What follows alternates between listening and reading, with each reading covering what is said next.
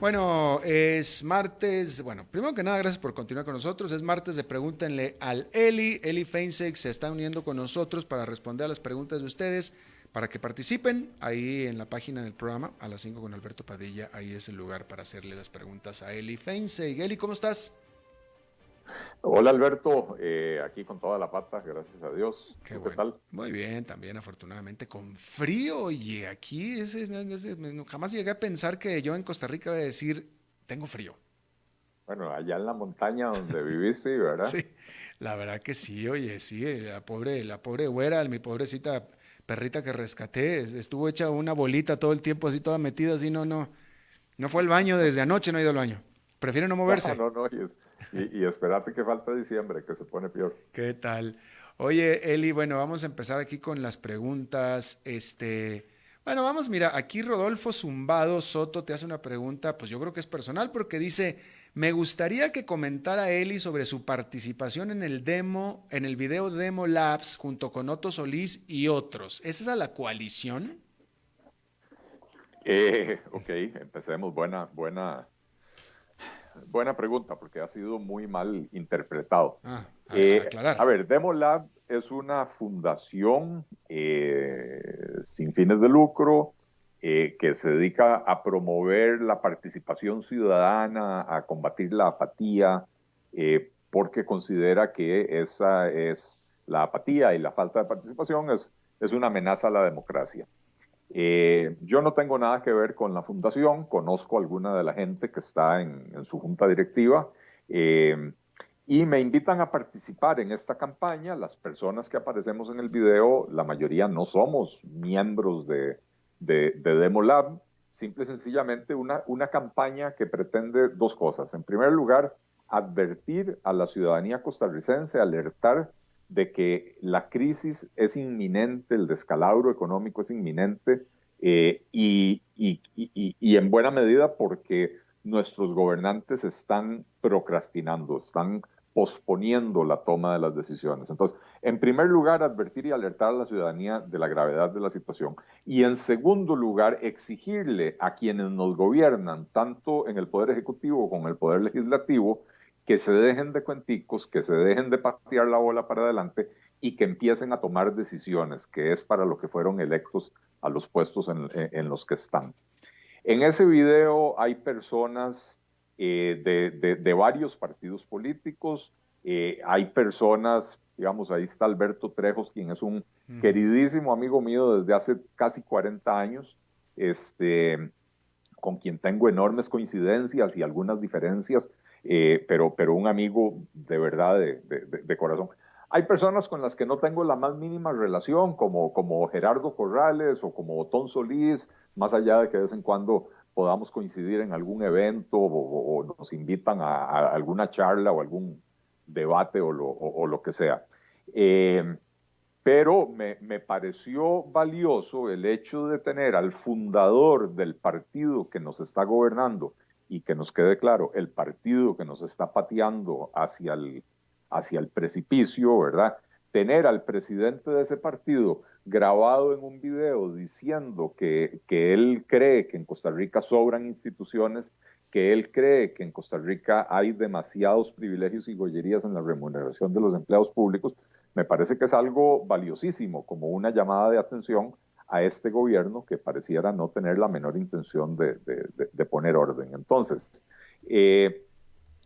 no, el video, la campaña no es nada más que eso, es alertar a la ciudadanía e impulsar a los gobernantes a actuar.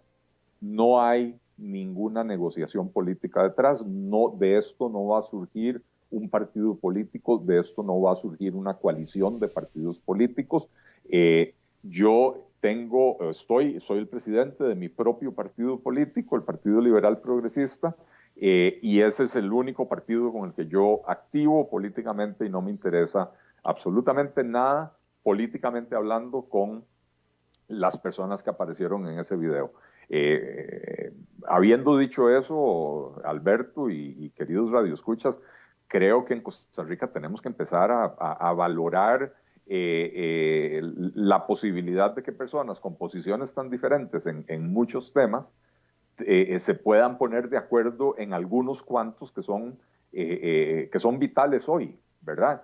Y en ese sentido, yo nunca he sido mezquino. Yo cuando, por ejemplo, hice un video hace un par de meses con 10 propuestas para recortar el gasto público, y una de las propuestas, dije, es de Otón Solís, que es la propuesta del proyecto de ley Cerrar que él había presentado, que pretendía fusionar 20 y resto instituciones del sector social de Costa Rica en un solo ministerio de asistencia social. Entonces, cuando los rivales políticos de uno, cuando las personas con las que uno tiene grandes diferencias proponen algo bueno, yo creo que es rescatable. De ahí en más, no tengo la menor intención de hacer, como dije, coalición política con Otón Solís, ni mucho menos con el PAC. Simple y sencillamente no va por ahí. La campaña es una campaña para alertar a la ciudadanía en caso de que todavía queden costarricenses que no entiendan la gravedad de la situación en la que estamos, que se hayan creído el cuento de este gobierno de que no urge, de que podemos seguir pateando la bola para adelante, alertar a la ciudadanía de la gravedad y exigirle a los gobernantes que empiecen a actuar y empiecen a tomar decisiones. Bien. Fíjate que aquí en esta pregunta que te hacen, me estoy enterando yo de esta noticia que la acabo de confirmar y es cierto. Es una pregunta para ti. Yo voy a meter mi cuchara y a lo mejor, ahorita tú dices tu opinión, yo voy a decir la mía. Me parecen terribles noticias para Costa Rica y los ticos, terribles, terribles noticias. Y es que Juan López te dice, Don Eli, se va Lala, se va leche Lala del país Sí. por rentabilidad. Te pregunta, ¿es un patrón que refleja el costo de producir aquí y por lo cerrado de los mercados en Costa Rica o es un asunto aislado? Bueno, no sabría decir, y en efecto, yo la noticia la vi ya en 2 medios serios, 2 medios Sí, formales, sí. antes de entrar al programa. Ujú. Yo no me atrevo a valorar los costos de producir en Costa Rica. Sí me atrevo a valorar la estructura cuasi monopólica que hay en el mercado, Totalmente, donde tenemos un operador dominante que es el Grupo Dos Pinos, que al totalmente. ser una cooperativa tiene ventajas competitivas sobre los demás participantes en ese mercado. ¿En qué sentido? La cooperativa Dos Pinos produce la leche, no paga impuestos sobre la renta. Lala o Sigma o cualquier otra empresa que produce leche en Costa Rica tiene que incurrir los mismos costos que la Dos Pinos, pero además tiene que pagar impuestos sobre la renta. Y eso los deja en una desventaja competitiva, ¿verdad? Todo el esquema de organización de la cooperativa Dos Pinos es un esquema donde a los productores de leche se les castiga si los descubren entregando leche a otros envasadores, digamos, etcétera, ¿verdad? Entonces, realmente es muy difícil para otras empresas penetrar el mercado costarricense, y ciertamente lo que yo veo en los reportajes de Monumental y del periódico La Nación, que fue donde lo leí, a lo que se refieren las autoridades del ALA es a que no lograron adquirir la escala necesaria para poder tener una operación rentable. Es decir, no lograron encontrar suficientes productores de leche que les entregaran la leche para poder ellos hacer una producción, digamos, cuantiosa. Entonces, sí, creo que es un reflejo de esa estructura cuasi monopólica que hay en ese mercado, que es algo que yo he venido señalando desde hace mucho tiempo. Tenemos, sobre todo en los artículos de la canasta básica, monopolios protegidos por aranceles de importación, monopolios beneficiados por exoneraciones fiscales, y es una situación que atenta contra los propios consumidores. Pero no solo yo lo he señalado, porque nadie es profeta en su tierra. La OCDE lo viene señalando por lo menos desde el año 2014, que uno de los principales problemas que tiene Costa Rica, porque encarece el costo de la vida, pero además le resta competitividad a por lo menos un tercio de la producción nacional, es la existencia de esta cantidad de monopolios y oligopolios que tenemos en este país. Claro, y déjame agregar nada más, por supuesto que, bueno, es el acceso a la leche de la propia, de la propia Lala, pero también yo le hago aquí a los que nos están escuchando en Costa Rica, mañana, cuando vayan al supermercado, a cualquier supermercado que vayan, de cualquier marca, y, o si van a la tienda con el chino, como dicen aquí, a la pulpería, donde vayan, fíjense ustedes donde está el estante de donde venden la leche y a ver si encuentran Lala, y si la encuentran, fíjese cuánto espacio le dan a Lala por sobre los productos de Dos Pinos, que típicamente no es ni siquiera un 5% del espacio, ni siquiera. Si es que la Así encuentra, pero normalmente no la va a encontrar. Y ese es el poder. Incluso la propia Walmart, que la propia Lala es mexicana, Walmart es mexicana, y usted va a Walmart y también en la estantería donde está la leche, el producto de Lala es allá abajo en la esquina, casi escondido, casi atrás de los productos incluso de Dos Pinos. Así es que, bueno, pues como dice Lala, simplemente no es rentable estar seguida. Y Lala, Lala no habla nada de Dos Pinos, no dice nada, no menciona eso, no menciona ninguna de eso, pero dice que a mí me parece doloroso incluso como alguien que reside en Costa Rica, dice, no, mejor nos vamos a Nicaragua y a Guatemala a buscar mejores mercados ahí. Me parece eso medio doloroso, pero en fin. es. Bien, vamos a ver. Dice, Gladys López te pregunta, señale dos causas por qué se hizo creer a la gente que vender activos es atentar contra las joyas de la abuela.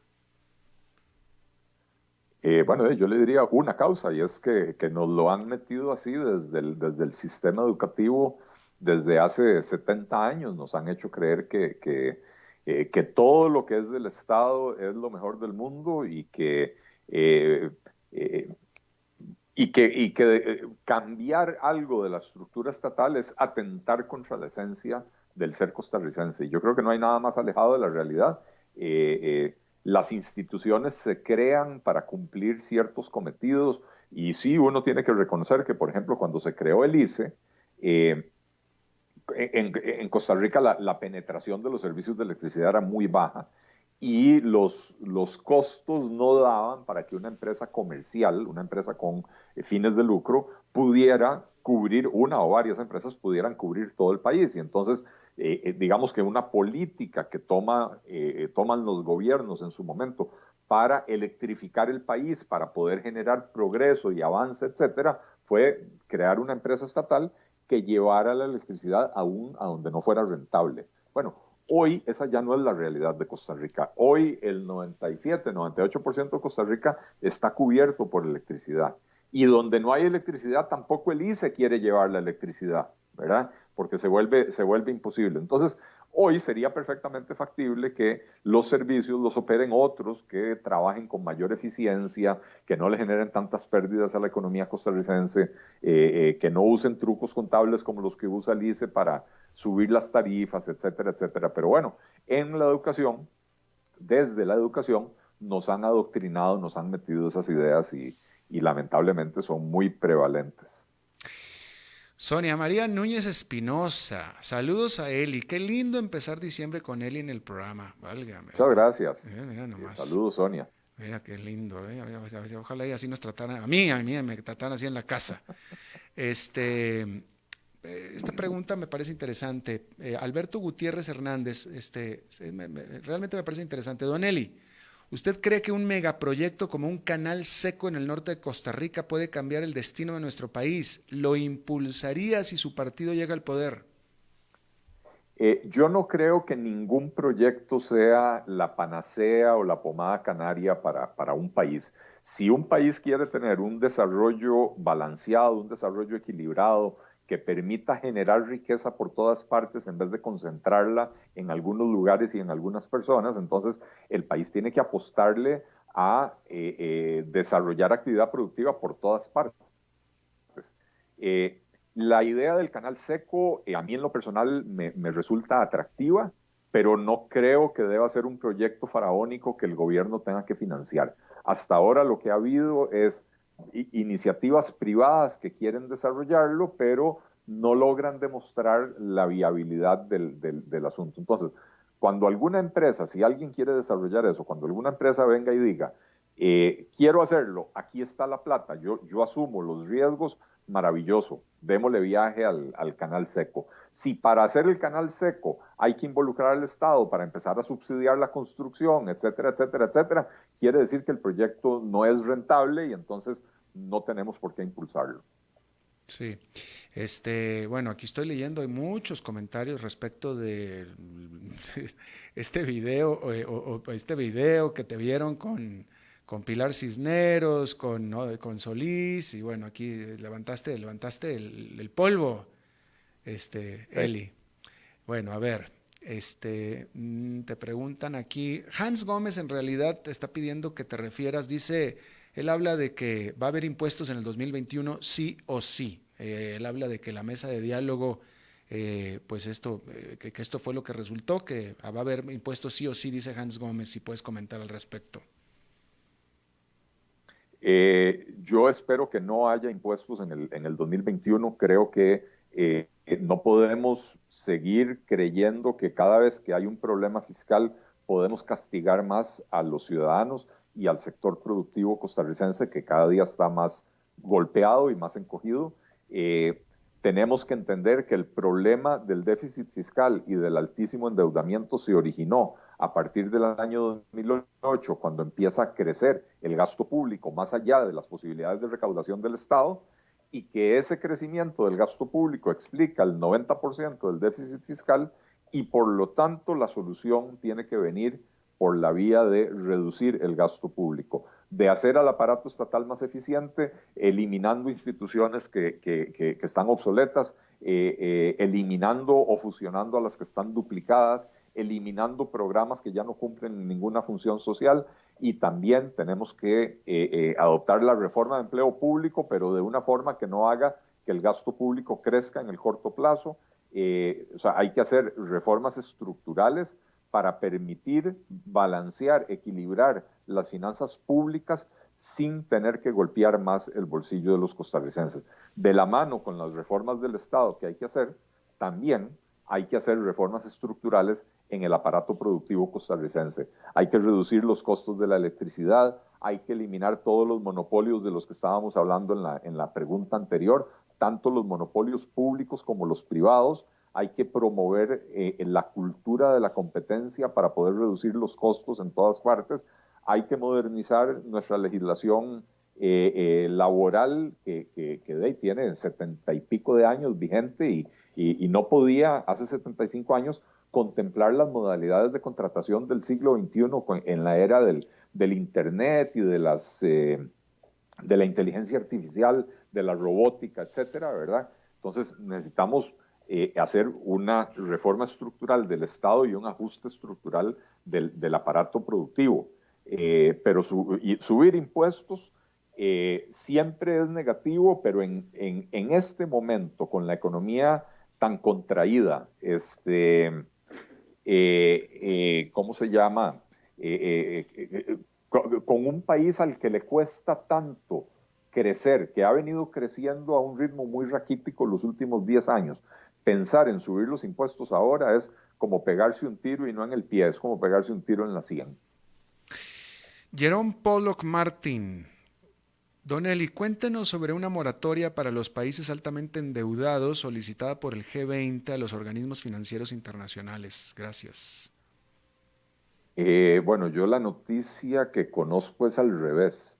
Es más bien los organismos financieros internacionales, el Fondo Monetario, el Banco Mundial, solicitándole a los países del G20 que son acreedores, que tienen agencias que le prestan plata a otros países o lo que sea, que extiendan una moratoria que ofrecieron al principio de la pandemia.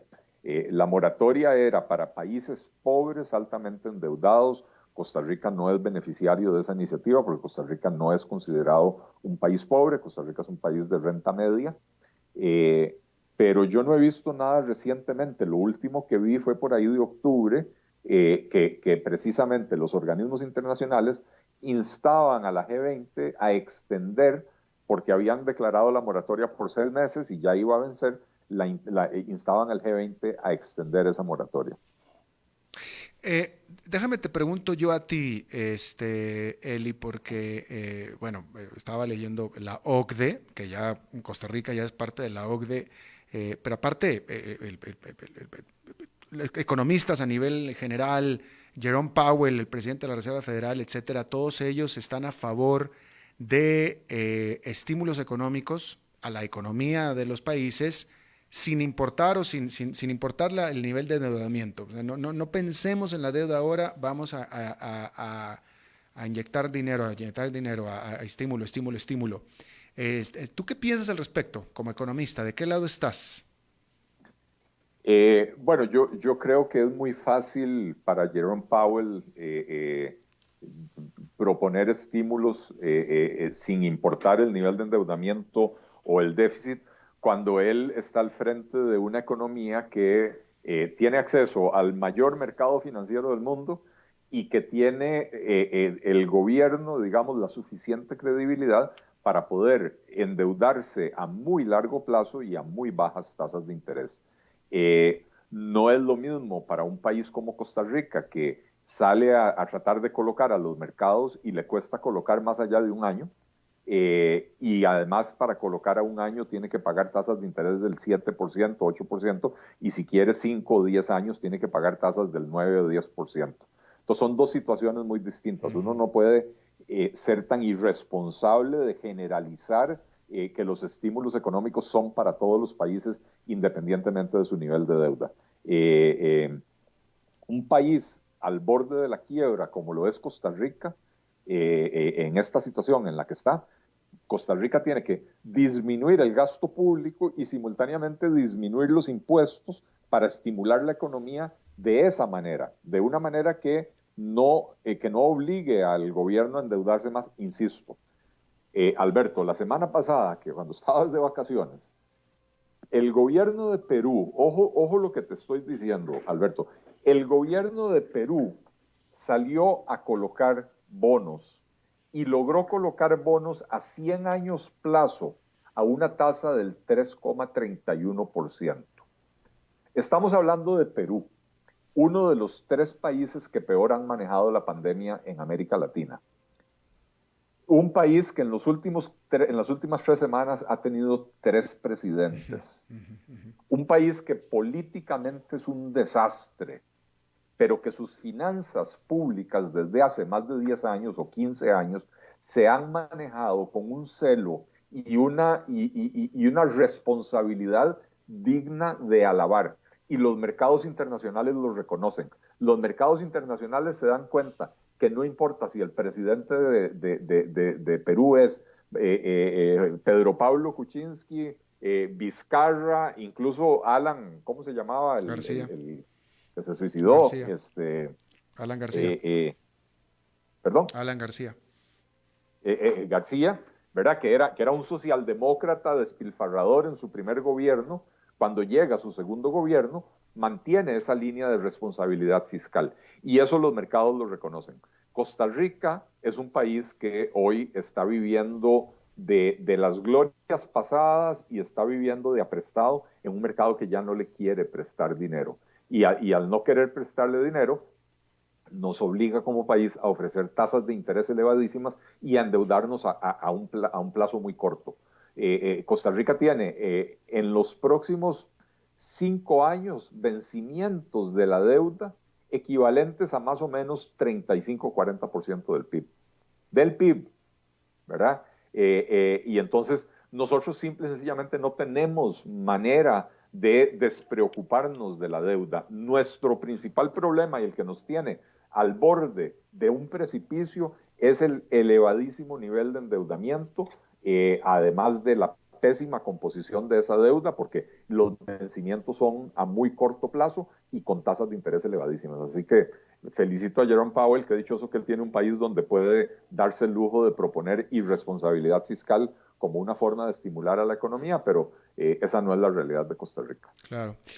Eli, se te acabó el saldo. Qué pena. Ni modo. Tenemos que hacer este programa más largo. Exactamente, yo digo lo mismo. Eli, despídete de tu público. Muchísimas gracias a todos, como siempre, magníficas preguntas, gracias por la compañía. Gracias, Alberto, por supuesto, por tenerme en el programa, y a nuestro amigo Andrés Quintana, que lo hace posible por ahí. Muchísimas Efectivamente. gracias a todos. Bueno, y gracias a ti, mi querido Eli. Nos vemos el próximo martes. Así será. Gracias. Y bueno, muchísimas gracias a todos los que hicieron las preguntas, a todos los que escucharon, todos los que nos pusieron atención. Muy amables, se los agradecemos y espero que terminen su día en buena nota, en buen tono y nosotros nos reencontramos en 23 horas. Que la pasen muy bien.